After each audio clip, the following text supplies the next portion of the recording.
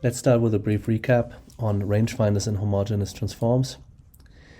Range data is usually provided in polar coordinates, so you get ranges and angles for each of the laser rays.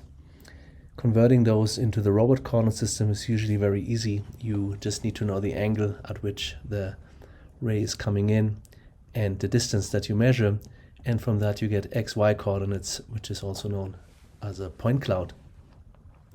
This also exists in 3D. We will not deal with those here, but the process is very similar. We also introduced homogeneous transforms, which help you writing down things like this in a little bit shorter notation. So instead of having a rotation and then a translation, we can use a single matrix multiplication to do that. And here we create a 4x4 matrix that contains the 3x3 rotation matrix and the 3x1 vector for the translation. And in order for this to work out, we will have to add a dummy 1 to expand each of the dimensions. This also works in the inverse. So in order to get the inverse of this transformation, you can construct that by building the matrix in this way, using the transpose of the rotation matrix here and there, and then compute the inverse transform in a simple manner without actually computing the numerical inverse. Once you have homogeneous transforms, turning a bunch of laser range data into world coordinates becomes very simple. Here we have a tensor of 360 readings, which are consisting of 360 range readings and 360 angles. We do the element-wise multiplication of the ranges with the cosine and the sine of each angle, and now we get a 3 times 360 tensor, which we can just run through this transformation matrix to get the point cloud in world coordinates. Now from now on, we will not write down these rotation matrices, but simply use shorthand T to show that we want to transform from the robot R into the world W coordinate frame. So with this kind of data, we can do interesting things, including mapping. And the first question is really, why would we even want to map something? Well, there are two reasons. When you use your smartphone and you pull up Google Maps, you usually use it for navigation, and it helps you to find points of interest like Starbucks or our university, and you can then find paths that go from one point to the other. A little less common nowadays is to use a map for localization. This would happen when you're in the forest or on a hike and you see a church tower or some other landmark, and you find that landmark on the map, and then you try to find the location of where you are from which you can see that landmark in that way. A very basic way of getting a map is the so-called grid map, where you store all your readings in a grid. And when you think about the laser scanner, you get really tons of data that come in. So in this case, you get 360 range readings, maybe 10 times, 20 times a second, and storing them all will create a very big map really quickly. So instead what you do is you discretize the world into a grid, and you store every point in the grid if it's occupied or not, thereby creating a constant memory requirement. What this also does is it takes the continuous world coordinates. So you see here, this is an arena that is 1 meter by 1 meter. It goes from 0.2 to minus 0.8, and here it goes from minus 0.3 to 0.7, and you turn that into discrete map coordinates. So in this case, this is a 30 by 30 map, and you will need to discretize values from one to the other. I try to illustrate this graphically here. I have the laser data that I then turn into world coordinates. Now I have the point cloud, which is in world coordinates, and now I have to apply some kind of function to that will discretize these values and kind of project them into the range from 0 to n, where n is the width of your map. So in this case, it's a square map, a 30 by 30 map. Of course, it can also be a rectangular map. And what you get is then a matrix which is a natural number in n times n dimensions. So let's run through an example. We use in Robots a 300 pixel by 300 pixel display, which can stand in as a grid map. And we do have a 1 meter by 1 meter arena. Now, in order to discretize this, what we should do is we should write down the extrema of our map. And so this point in the top left is minus 0.3 meters and 0.2 meters on the y-axis, and so on. And then see how our map data structure does this. For example, you could say that the top left should be 0, 0, and the bottom right should be 300, 300. What I've done here is now I created 4 pairs of continuous XY data, which are real valued numbers, and I have corresponding pairs of integer values to the right. And now what I can do is I derive a function. We will do that in Robots and then actually map all these points to that discrete display. Now, storing data this way is not very efficient. It works very well for displaying it, but once you want to store it in your computer, it's actually really not the right way to do, because already here you see this is a 30 by 30 map, and it will require 900 bytes to store these values. The better way to do this is known as a KD tree. In this case, K is the dimension is 4, so it's a 4D tree, also known as a quad tree. And what it does, it splits the arena in 4 ways, so you see only one leaf here. So you see 2, 3, and 4 big squares, and then further subdivides those as needed. So in this case, there's no obstacle in here, so you keep that leaf whole. These ones do have obstacles, so they get split further. Now these are empty, so they don't get split further, and so on. The data structure from that class that you might also know is the binary tree, which is essentially a 2D tree. How does it work in practice?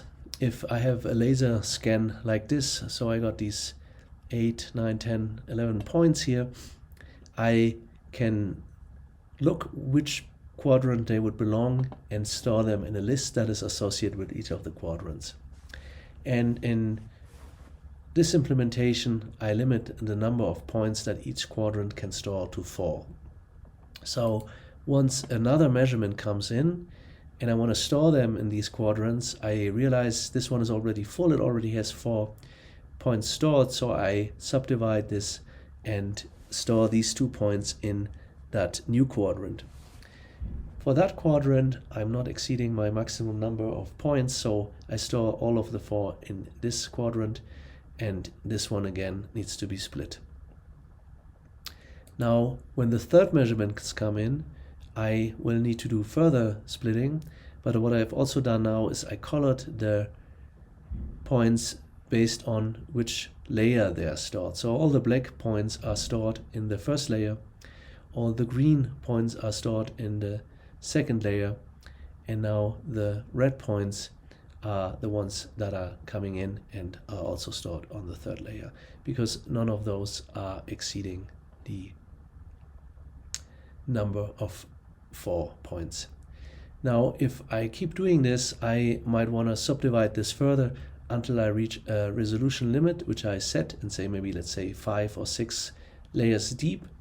And once I reach that, I just discard points that will fall into that bin.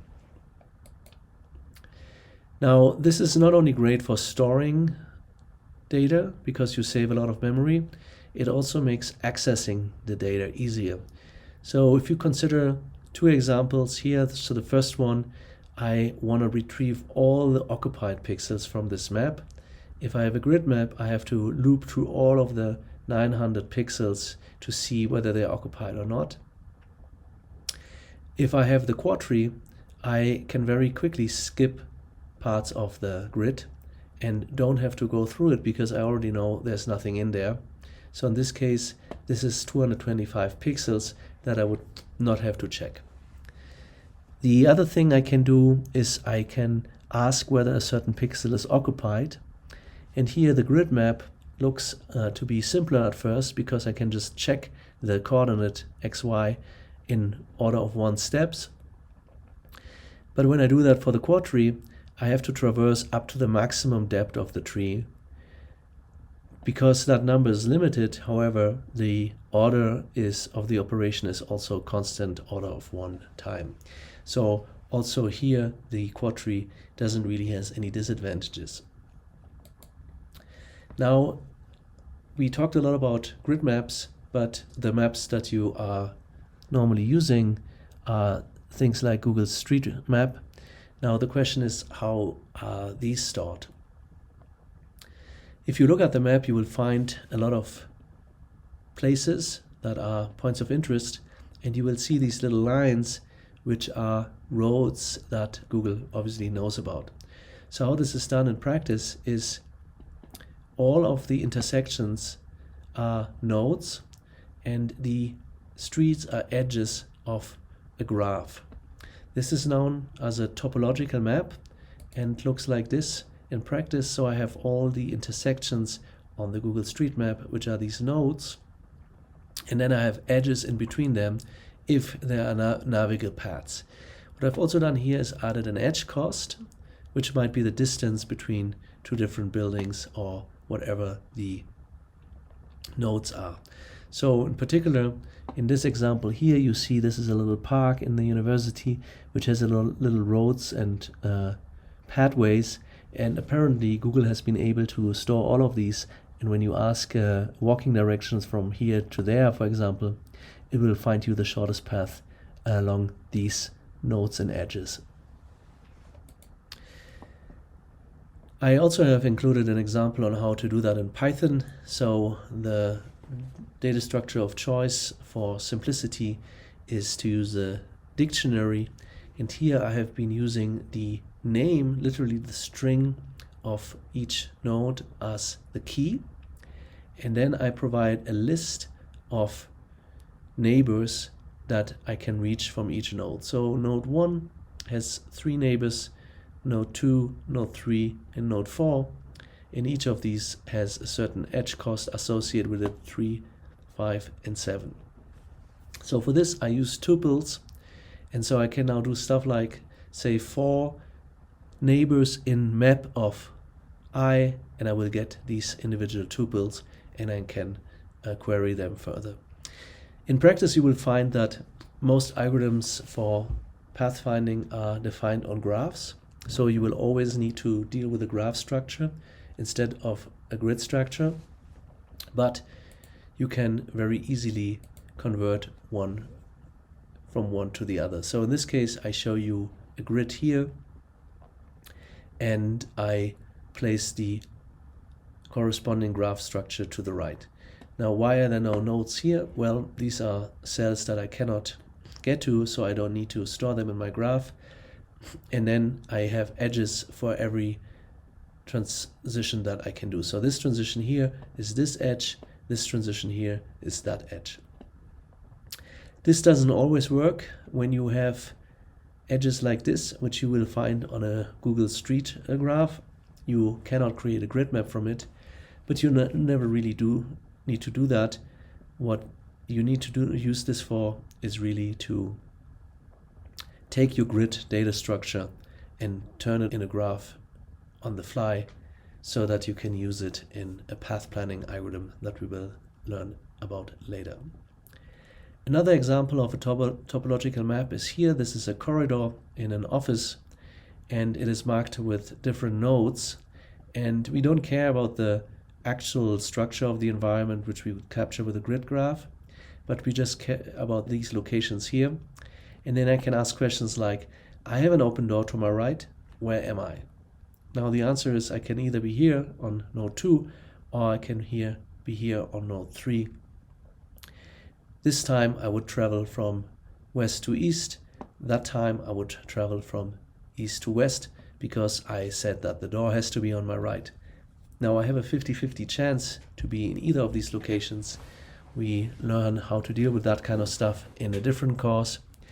This time I just want you to think about the localization problem. If you have 100% reading, for example, you could say, I see a corridor to my right and a door to my left, and then you would know for sure that you are at this location.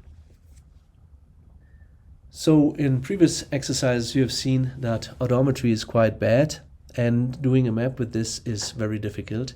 So what we will do from now on in Robots is we will use the GPS and the compass sensors.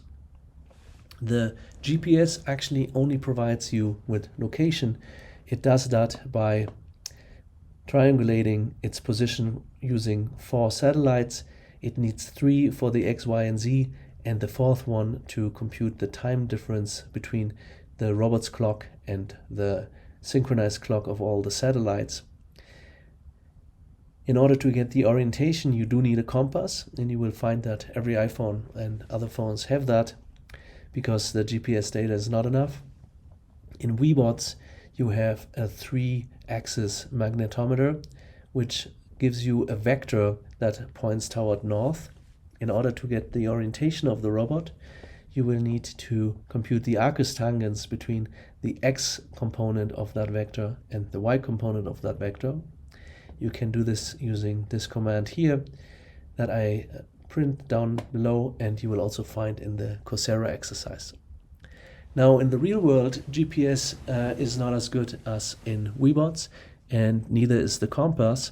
So what you really need to do is you have to fuse all this information and solve what is known as the simultaneous localization and mapping problem, which is its own course on Coursera. All right, in summary, we need maps to navigate and localize in the environment. I have shown you examples for both of these that you know from Google Street Maps for navigation and localization using landmarks in the environment. We have also talked about grid-based and graph-based approaches to store mapping data. When using grid-based data, it is most efficient to use a KD tree, that is a quad tree for 2D data, or an oct tree for 3D data. Now, all of these grids can be turned into graphs, so you can then use path planning algorithms on them, but not all graphs are grids, so you need to be careful there.